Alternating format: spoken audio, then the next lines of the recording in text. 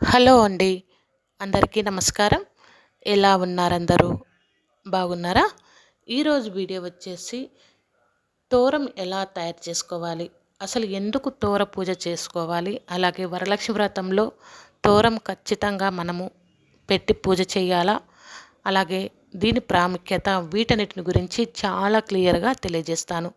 Video అనేది ఎక్కడ skip చేయొద్దండి, ఎండ్ వరకు చూడడానికి ట్రై చేయండి.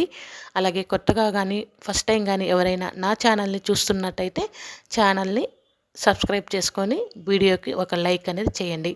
ఇప్పుడు మనం వీడియోలోకి వెళ్ళిపోదాం. ముందుగా దీనికి కావాల్సింది ఏంటంటే తెలుపు రంగు దారము, పసుపు, కుంకుమ, పువ్వులు, అక్షతలు.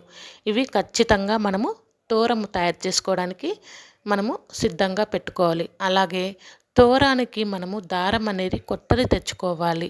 తెలుపు రంగుతో కూడినటువంటి దారం అండి, ఏదంటే అది మనం ఇక్కడ వాడకూడదు. తెలుపు రంగు లేకపోతే పసుపు రంగు, ఈ రెండుటనే మనము వాడుకోవాలి.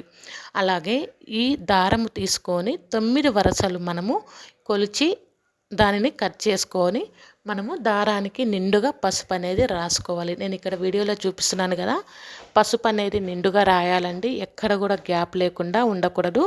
పసుపు నిండుగా రాసి అప్లై చేసిన తర్వాత దానిని మనము పువ్వులతో ముడిపెట్టి 9 ముడులు వేసుకోవాలి. తోర గ్రంథి పూజలో ఖచ్చితంగా మనము ఈ దారానికి 9 ముడులు అనేది వేసుకోవాలి.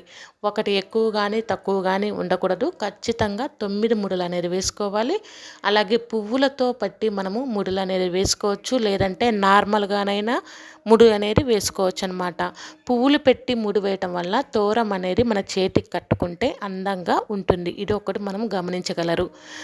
పువ్వులు లేకపోతే నార్మల్గానైనా కట్టుకోవచ్చు. అలాగే ఈ తోరగ్రంథి మనము వరలక్ష్మి వ్రతం చేసేటప్పుడు పూజలో పెట్టి పూజించిన తర్వాత ఆ తర్వాత మనం ఏం చేయాలంటే మన భర్త, అంటే మీ యొక్క భర్త ఎవరైతే ఉన్నారో వాళ్ళతో మనము కట్టించుకోవాలి కుడి చేతికి. లేదు అంటారా, మీ పెద్దవాళ్ళు కానీ ఎవరైనా ఉంటే వాళ్ళతో కట్టించుకోండి, లేదంటే మీరే సొంతంగానైనా కట్టుకోవచ్చు అనమాట.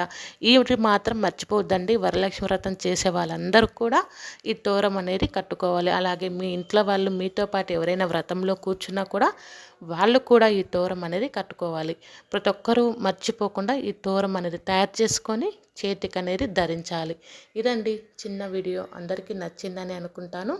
అలాగే తోర గ్రంథి పూజ చేసుకొని ఇది మనం ఖచ్చితంగా ఈ వరలక్ష్మి వ్రతం చేసేవాళ్ళు మీరు చేతికి అనేది కట్టుకోవాలి. అలాగే మన ఛానల్లో చాలా మంచి మంచి వీడియోస్ ఉన్నాయండి.